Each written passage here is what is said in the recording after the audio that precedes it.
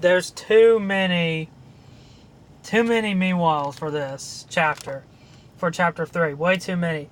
This is very likely the hardest chapter to follow in the entire novel. There's like 5 meanwhiles, okay? In this entire chapter. Just one chapter, in chapter 3. This is way too much going on. Like, it could have been a lot more easier to follow with just like things just merged together than just meanwhile with here, meanwhile with there. But then it just keeps going, jumping back and forth to a lot of other areas. It's just crazy. Let me just read this. Yeah, so much crazy junk. Rod sword. Or rod... Just... I don't even know where to begin. Like, there's like 5 or 7 villains in this chapter. Where do I begin? Okay. I'm not going to begin with the weird symbolic part because that part's too hard to describe. Let's begin with Vincent fighting Baxter. So they fight Baxter and Vincent does a lot of things to him. Then we jump to, I think, Elargarius having a conference with a lot of people with like Intercist. And they're interrupted by Capron falling down. And then we jump to... I think we jump back to Linson or either back to Zap. Like, you're probably hearing a lot of jump to now. Yep, I think we were jumped back to Linson.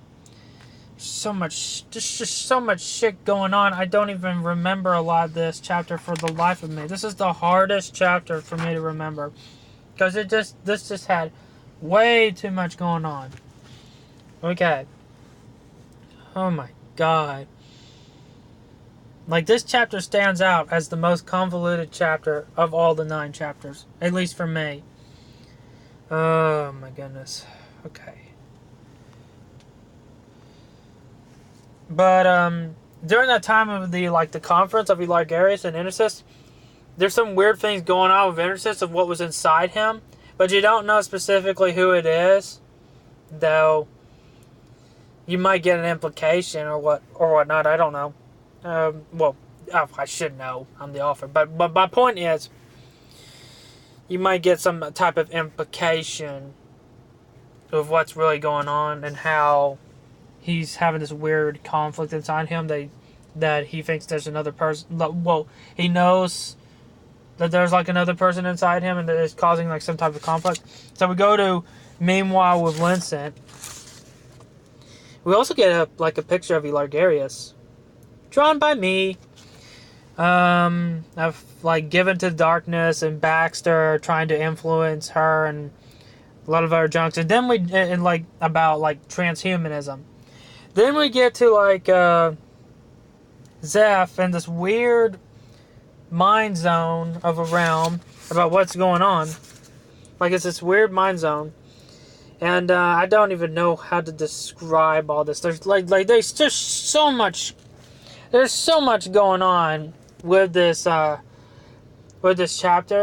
which is the primary reason why that if I'm going to do a comic continuity, I'm gonna try to make it easier to follow without doing so many meanwhiles, so much crap going on. It's just insane. Like, Zeph's been going on these weird mindsets, and it even says his mind's going haywire. Where he hears a seemingly real Capron. He's like in a vortex. There's like a villain called Nun trying to come after him to come for revenge for something that Zeph did that was evil to him or her. I think I established Nun as a her. The drawing is a bit odd. There's even like these weird description of Savage the Ox talking to a little eagle kid bird or something. An anthropomorphic kid bird of an eagle. And then we jump to Zeph talking to Nortrick. And Nortrick is ready to challenge Zeph to a battle and all. And Zeph says, "As sure as a hamster eating cocaine." Yeah. And even Norwich was like a bit too much info there. This is all going on in Zeph's head. His head's just going haywire. And, just a lot of things going on. And even, and Zeph says things along the lines of, well, I don't know if he says it here in this part of the meanwhile, or in the next one. But, he's like in some type of mental battle against, none of some sort. But we don't know exactly how this is exactly happening, or how none came to be in this mindset. Rather, if none was an illusion or not, we don't know. Well, it's never exactly clear, or of what it specifically says. Here, we also get to another meanwhile, with Vincent continuing her fight against Baxter, and Baxter uses like a robot. Well, it's not exactly Baxter's Drofred, it's a bot of Baxter, but it's not exactly Baxter. It's more so his like one of his wimpier bots. And this bot is called Drofred, and Drofred uses a bot called Wasteful, which was created by the daughter of Baxter, who was 9 years old, I believe, when making this. And Vincent gives some smart aleck remarks to Drofred and whatnot about a lot of things. And they continued their fight from there. And Drofred transforms into something else. There's even against who Capron was fighting up in the sky. The radius is over 150 million miles. Just to let you know of the type of colliding in the sky with the like bright colors of rainbow. I guess the shadowy figure. It's large. The range is like larger than 150-mile radius. Hold on. So much going on here. Then we get to a meanwhile that is a character introduction of the 6'11" cat rat who is naked in this mindset. This might have ruined the suspense of things, but this is one of the craziest introductions I could think of actually bringing him in the official published manuscript. It wasn't this crazy in the draft manuscript, but here it's much more insane.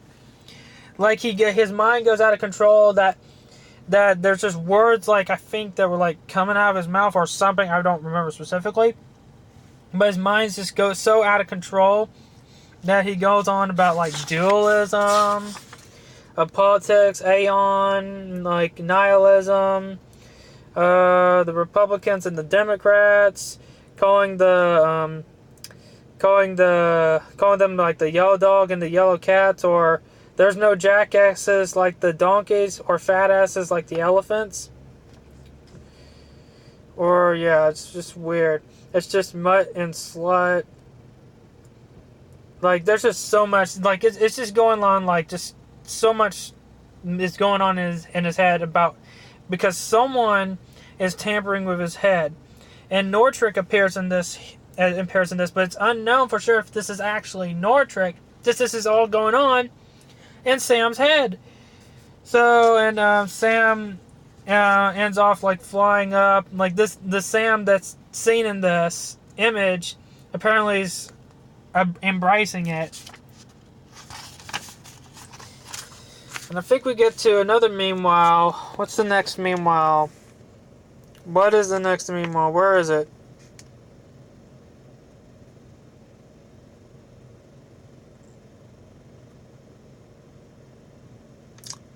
Oh yeah, here it is.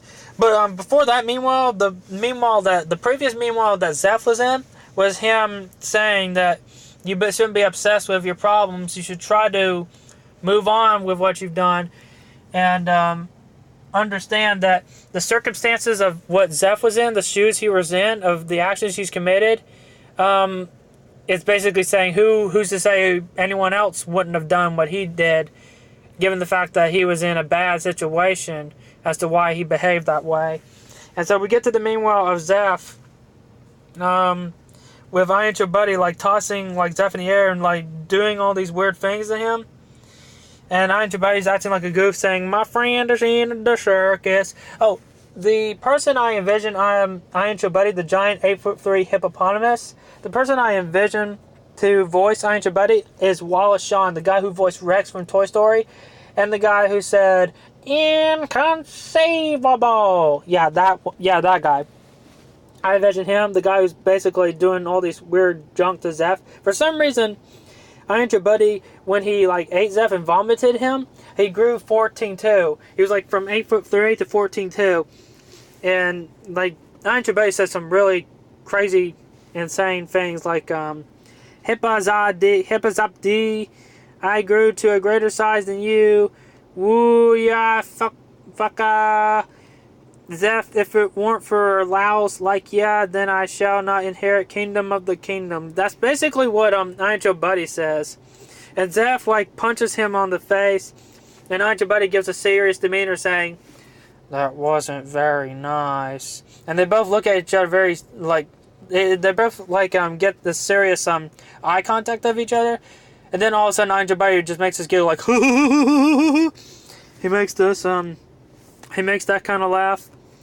And Elargarius is like coming after him, and they're trying to like get a hold of him, and Zeph is trying to get the hell away from those two guys.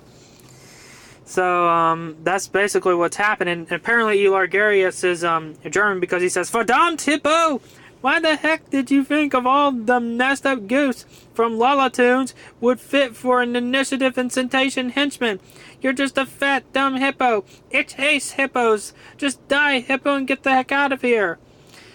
And Zeph tries to just get away from those guys. And as Linton is also fighting against Drofrid. Drofrid's a lot stronger and basically transforms into transhumanist Drofrid. And she doesn't do so well against him. She doesn't do so well. And the chapter ends with like a hurricane shaped like VY Canis Majoris, and that's basically the size of it. It's like I think it's a black hurricane. It's illustrated here. I think the way I drew it that way. And the drawing is basically saying, "Black vortex hurricane, them, us, and why, while viewing God as a sadist, Capron." And it basically ends with Capron fighting against this bright figure at the end of chapter 3. So all in all, the real problem with this, this chapter is just insanely exciting. It has so much going on. It's really motivating. There's just so much to really enjoy to get you pumped up. But the biggest problem though is that there's too many meanwhiles, and there's just way too many villains to focus on. If I'm going to do a comic continuity, I'll probably remove a lot of those things, or I'll probably just focus on Elargarius just coming after Zeph and Lincent, and maybe Capron fighting the bright figure. But it's not going to focus on way too much like it did with this chapter. Like, none will probably not be in it. I Ain't Your Buddy might be in it, but just as a henchman. So all in all, what we can learn from this chapter is, when it comes to like doing an adaptation, take what is necessary to focus on a certain story, and make do with what you got there with the adaptation.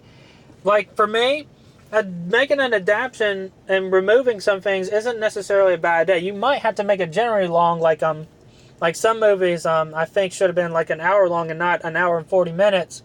To cover more like them progressing in their character growth, but this just needed to probably focus on just one or two main villains with just some henchmen, with Zeph and Lincent dealing with it, and with not too many meanwhiles that jump too back and forth, and too many characters with their beliefs. This is too much for one chapter. So all in all, very entertaining chapter, very imaginative. I wouldn't say it's creatively bankrupt. You could take so much from this. There's so much you could take a whole story from this, from one of these things. But overall, there's just too much for it to follow, which is why I'm probably going to do something different to make a lot of, to remove a lot of things to focus the story better than what was actually presented with this chapter.